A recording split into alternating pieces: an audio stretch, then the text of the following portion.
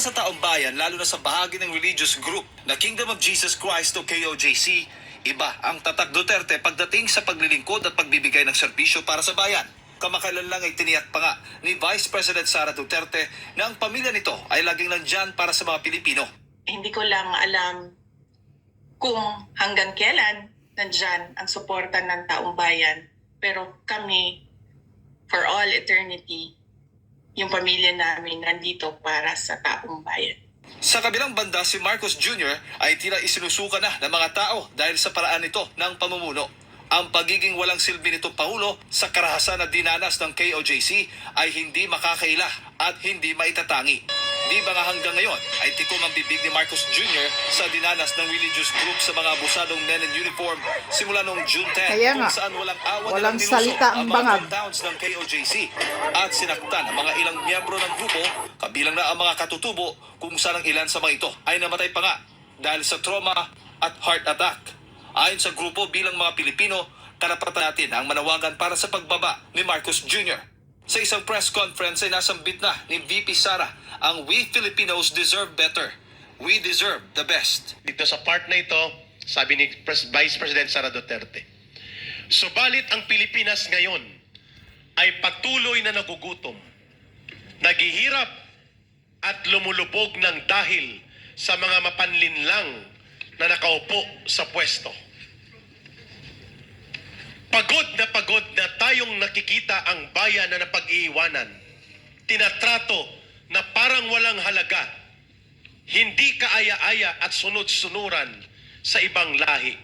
Correct. We Filipinos deserve more than what we are hearing and seeing from the government right now. We Filipinos deserve better. We Filipinos should be the best. Ang issue ng Kingdom of Jesus Christ na ginagamitan ng batas, pulis at state terrorism bilang abusado at ala-diktadura na paghahari ni Marcos Jr. ay issue ng mamamayan. It's already beyond Pastor Kibuloy. Kaya nga. It's already beyond the Kingdom of Jesus Christ. Issue po ito ng katarungan. Kung ang Pangulo ng Bansa na siyang dapat nangangalaga sa batas, nagpapatupad ng batas at nangunguna sa pagprotekta ng mga inosenteng sibilyan, kabataan, kababaihan at manggagawa sa simbahan ng Kingdom of Jesus Christ ay siyang unang lumalabag sa mga batas na ito, walang dahilan na hindi niya gawin ito sa iba pang bahagi ng lipunan at mamamayan. Correct. Therefore, it extends beyond the Kingdom of Jesus Christ. I agree with VP that we deserve better. The government is designed for the people and of the people. And that is why if the government serves contrary to its calling, then we need to call its attention or we need to question already this government. Vice President Sara is simply invoking the social contract theory that all Republican governments are founded upon. We have the right to demand accountability on the public officers that we put into the levers of powers of our government. So, if these persons who are not anymore performing their supposed job in accordance with the social contract theory, then we the people have the right to also demand that they step down from that government. Sabi nga Yes. po sa Step 1987 down, bangag. Constitution, Article 2, Section 1, the Philippines is democratic and republican state. Sovereignty resides in the people and all government authority emanates from them. Let's exercise this power, this authority.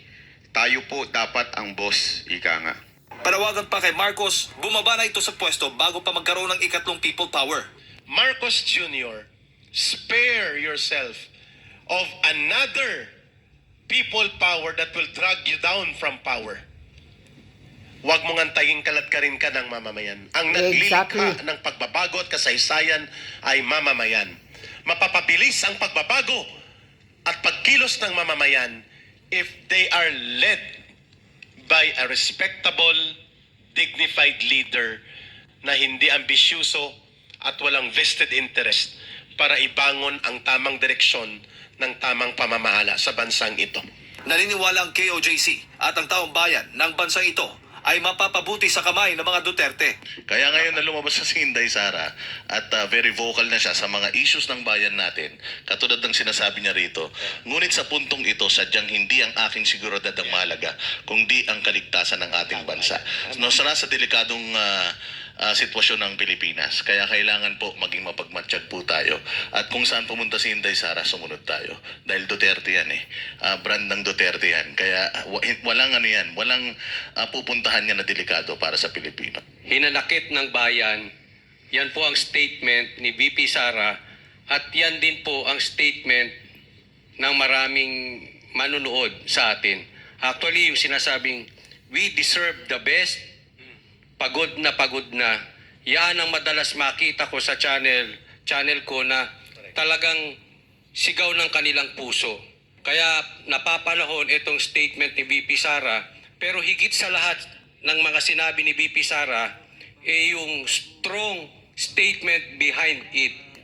Ready na po si VP Sara, antay-antay lang po tayo, we are right on schedule. Nagsasalita na po ang Agila.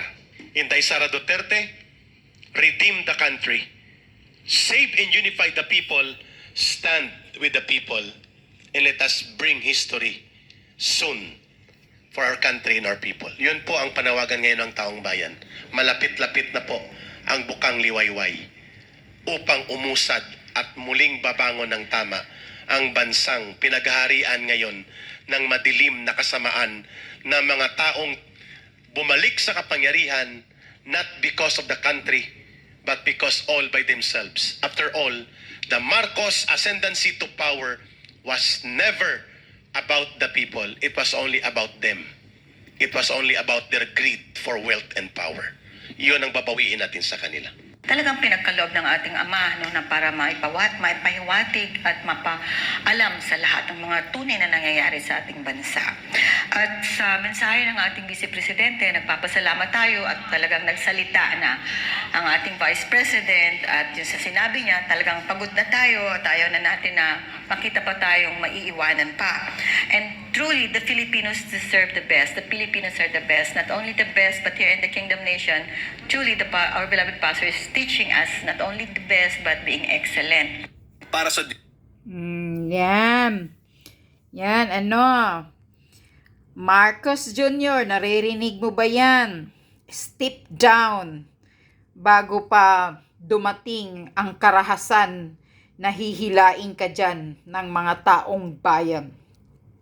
Pagod na ang taong bayan sa pamumuno mo na wala kang ginagawang maayos, wala kang pagkundina sa mga ginagawa ng mga kapulisan sa Kingdom of Jesus Christ. Kaya nga sabi ni Sara Duterte, we Filipinos deserve better and deserve the best. Narinig mo yan? Kaya magmuni-muni ka na. Alagaan mo na lang yang katawan mo, BBM, dahil naispatan ka nga, na binitbit ka ng helicopter mo doon sa St. Luke's, pero tinatago nyo kung sino ang binibitbit ninyo doon ng presidential helicopter sa St. Luke's. Baka ikaw o si Lisa Butod, baka na-overdose kayo. Sige, magsisinghot-singhot na lang kayo, magpulburonik na lang kayo tuloy-tuloy, basta mag-resign kayo, kasi puro kayo mga pulburonik. According kay Attorney Glenn Chong, mga drug user, drug addictos benedictos. Patuloy mo yan, pero umalis ka na. Bigay mo kay Sara Duterte ang pagka-presidente kasi hindi ka karapat-dapat. Hindi ka talaga karapat-dapat dahil sa nangyayari ngayon sa Pilipinas. Ang Pilipinas nagiging basura sa administrasyon mo. Bagsak lahat, bagsak ang value ng piso, bagsak ang ratings ng Pilipinas, lahat-lahat na lang ng Pilipinas, ng mga survey sa Southeast Asia o sa buong mundo. Wala nang maayos na record ang Pilipinas under your administration. Kaya step down bago pa magkagulo o magkaroon ng karahasan. Dahil ang mga tao pagod na. at hindi na nila kaya na ikaw magpapatuloy pa sa posisyon mo bilang walang silbi na presidente, bilang dahil kinukonsinti mo ang mga kawatan mong mga alipuris, left and right na korupsyon. Ni wala nga lang mapuntang mga increase sa mga may mga nagtatrabaho kasi binubulsa ng mga alipuris mo pero wala kang pagkundina. Yan ang isang nagpapapahirap sa mga Pilipino, sa mga ordinaryong Pilipino, ang korupsyon na talamak, na wala kang pagpuna, para kang bingi, pipi, na wala kang nakikita at wala kang nakikitang nararamdaman sa kahirapan ng taong bayan. That's why it's better you resign. Step down, Marcos, and continue your pulburinic habit. Pag hindi ka na presidente, pwede na itutuloy-tuloy mo na yung pagsasabog mo, pagsasabog ninyong magpamilya according kay Kati Binag, asawa mo na sila si Lisa Tanas, nagsusuyop din, 2 mong anak, sige itutuloy mo pag hindi ka na presidente, wala nang makikialam sa inyo kahit mamamatay kayo sa kasisinghot ng pulburon, wala nang makikialam sa iyo basta kay hindi ka na presidente. Bahala na kayo sa buhay ninyo. Yun. So spare your life, spare your reputation, spare your dignity, and resign. Yun lang panawagan ng taong bayan, resign. Dahil nagsasalita na si BP Sara, the Filipinos deserve better. Hindi sa ganitong paraan na pamumuno mo na binibigay mo na pahirap sa mga Pilipino. Hindi ito ang gusto ng mga Pilipino. Naintindihan mo ba yung salita ni Vice President Sara Duterte? Filipinos deserve better. Deserve the best na pamumuno. Yan ang ibig niyang sabihin. So, ibig niyang sabihin, lumayas ka na, Marcos Jr. Yan lang.